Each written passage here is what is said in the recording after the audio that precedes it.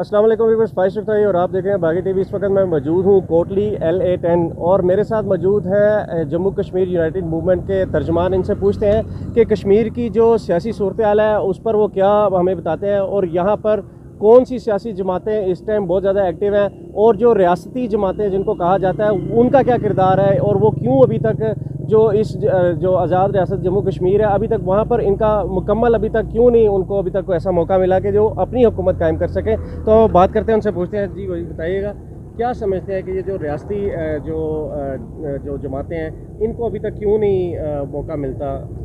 बहुत शुक्रिया आपका सबसे पहले बागी टीवी का कि आपने मुझे मौका दिया। गहमा गहमी है इलेक्शन की। इस वक्त कैंपेन पूरे अरूज पे है और कल के दिन 25 जुलाई को फ़ैसला हो जाएगा कि इस कश्मीर का सिकंदर कौन बनेगा। तो जिस तरह आपने सवाल किया कि जो रियासती पार्टियां हैं वो मैदान में क्यों नहीं उतरती, तो आज़ाद कश्मीर के अंदर आम तौर पे वही हुकूमत बनती है जो कि फ़ेडरल में इस्लामाबाद में जो हुकूमत होती है, क्योंकि यहाँ इलेक्शन कुछ अरसा बाद में होते हैं और वहाँ इलेक्शन पहले होते हैं। 2.5 साल का तकरीबन दुरानिया दरमियान में वक्फा बनता है, तो जो हुकूमत वहीं पे बनती है वही फिर यहाँ पे रुझान इसका ट्रेंड बन जाता है। लेकिन इसके फ़वाइद शायद दुनियावी तौर पे तो चंद हो सकें कि वहाँ पे जो हुकूमत है वही यहाँ पे होगी, हमें कोई नलका टूटी खंबा ट्रांसफार्मर कोई बजट अच्छा मिल जाएगा। लेकिन इसका एक बहुत बड़ा नुकसान ये है कि रियासत की अपनी पार्टी पूरी कुव्वत के साथ जुर्रत के साथ मैदान में नहीं थी। और इसका एक बहुत बड़ा नुकसान ये है कि हमारे बहुत बड़े सियासतदानों की एक बड़ी तादाद है जो कि बिक जाती है।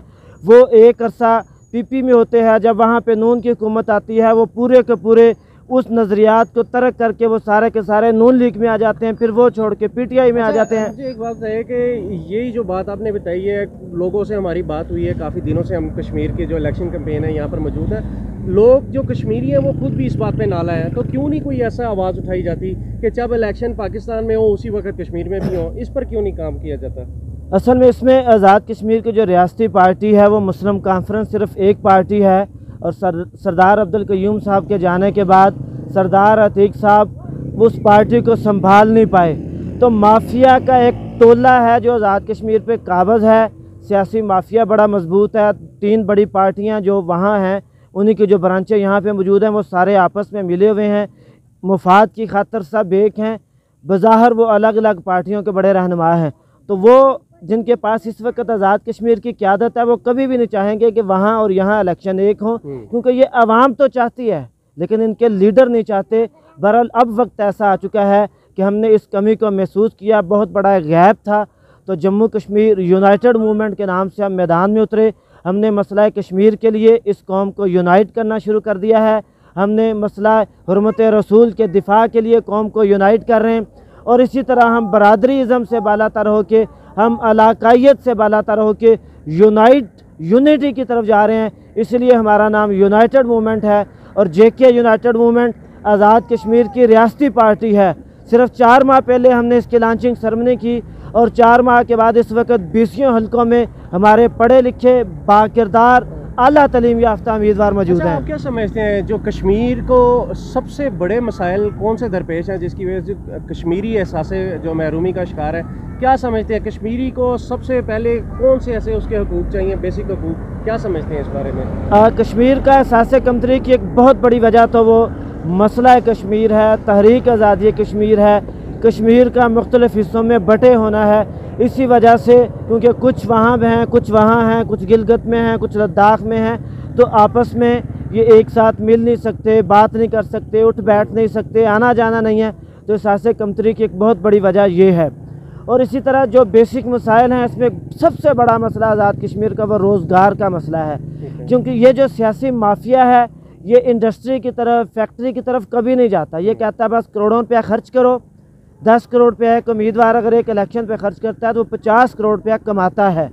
तो आज़ाद कश्मीर के अंदर रोज़गार नहीं है, सिर्फ सरकारी मुलाजमतें हैं तो बहुत थोड़ी सी हैं, ज़राअत भी नहीं है, इंडस्ट्री भी नहीं है, जिसकी वजह से लोग पेट पालने के लिए बाहर मुल्कों का रुख करते हैं। रोज़गार एक बहुत बड़ा इशू है। बिल्कुल, कश्मीर में जहाँ पे भी देखें लोग बाहर मौजूद है। यहाँ पर लोकल तो कश्मीरियों को काम करने के लिए कोई भी ऐसा प्लेटफॉर्म या कोई भी ऐसी यहाँ पर उनके लिए फैक्ट्री जब कुछ भी नहीं, माहौल ही नहीं है ऐसा। तो बहरहाल जो जेके जो यूनाइटेड मूवमेंट है, इसका मंशूर के बारे में अगर इक़्तिदार में आती है तो सबसे पहले जो बुनियादी काम है वो कौन से करने थे? जम्मू कश्मीर यूनाइटेड मूवमेंट अगर नहीं इंशाल्लाह ज़रूर इक़्तिदार में आएगी, और उस इक़्तिदार में आने के बाद सबसे पहला मसला हमारा वो हम तहरीक आज़ादी कश्मीर की पुश्तबानी करेंगे। और हम उन मायूस लोगों की तरह के नहीं कि कभी हम उम्मत मुस्लिमा को कसूरवार ठहराएंगे, कभी हम इस्लामाबाद पे इल्ज़ामात की बौछार कर देंगे, कभी हम इंडिया पे करेंगे। हम अपने परों पे भरोसा करेंगे, अपने मसल पे भरोसा करेंगे। अल्लाह ताला ने वसाइल भी दिए हैं, अल्लाह ताला ने सलाहियतें भी दी हैं, अल्लाह ताला ने बड़े पढ़े लिखे नौजवान क़यादत भी दी है। तो हम ऐसी क़यादत के सामने लाएँगे जो दुनिया के ऊपर, दुनिया के मुख्तलिफ़ फ़ोरम से मसला कश्मीर को उठा सके, और हम अपने बाजुओं पे इस तहरीक को लेके आगे बढ़ेंगे। जिस तरह अफ़गानिस्तान के लोग आगे बढ़े थे, दुनिया ने साथ दिया तो फिर भी बढ़े, अगर नहीं दिया तो फिर भी बढ़े। अगर कोई हमारा साथ देगा बहुत अच्छी बात है, साथ नहीं देगा हम फिर भी इंशाल्लाह बढ़ेंगे, क्योंकि हमें उम्मीद नहीं यकीन है कि अल्लाह ताला हमारी मदद ज़रूर फरमाएगा। इक़्तिदार में आने के बाद पहला मसला इंशाल्लाह तहरीक आज़ादी कश्मीर की पुश्तबानी है, और इसी की एक कड़ी यहाँ से हज़ारों शुहदा मकबूजा कश्मीर के अंदर जाके शहीद हो गए हैं। तो उनके घरों का कोई वाली वारस ही नहीं है, कोई उन्हें पूछने वाला नहीं है। आज़ाद कश्मीर का लिबरेशन सेल बाकायदा मौजूद है कि जो लोग तहरीक के लिए काम कर रहे हैं उसके लिए बाकायदा बजट होता है।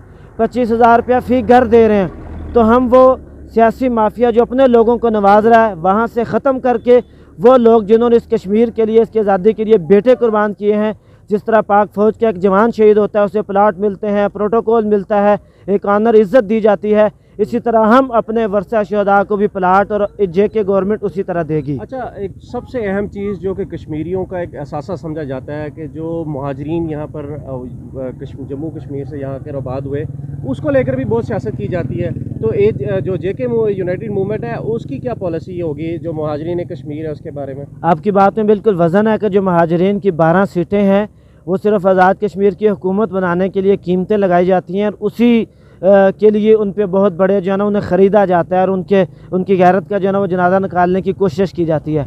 तो जम्मू कश्मीर यूनाइटेड मूवमेंट मुहाजिरीन के लिए एक अलग से फ़ोरम बना रही है। उस फ़ोरम का बुनियादी तौर पे काम ही ये होगा कि मुहाजिरीन के मसाइल को तलाश करना और मसाइल के हल के लिए बाकायदा पॉलिसी बनाना। हमने बाकायदा इस पर पॉलिसी का एक अपना अदारा, एक विंग बनाया है जो सिर्फ मुहाजिरीन पे काम कर रहा है। मुहाजिरीन के लिए अलग से कॉलेजेस बनाना, अलग से यूनिवर्सिटीज़ का क़याम, और मुहाजिरीन के अलग से रोज़गार जो है इसका अहतमाम करना, ये हमारी बुनियादी तरजीह है इंशाल्लाह। ये जो सारे अब मामला, क्योंकि कल का इलेक्शन का दिन है, क्या कहेंगे कोटली की आवाम को, आज़ाद कश्मीर की आवाम को, कि क्या मैसेज है एक जेके यूनाइटेड मूवमेंट की तरफ से? आज़ाद कश्मीर की गयूर आवाम के नाम सरदार हमजा राफ़े तर्जमान जेके यूनाइटेड मूवमेंट का पैगाम कि कल 25 जुलाई है, अपनी रियासती पार्टी को उजागर करें, अपने आप पे भरोसा रखें, और कुर्सी के इंतखाबी निशान पे मोहर लगा के मरूसी सियासत का ख़ात्मा करें, पैराशूटर्स का रास्ता रोकें, और नौजवानों को और ग्रास रूटर्स को, ग्रास रूट के मसाइल को समझने वाले ग्रास रूटर्स के इंतखाबी निशान कुर्सी पे मोहर लगाएं। बहुत शुक्रिया।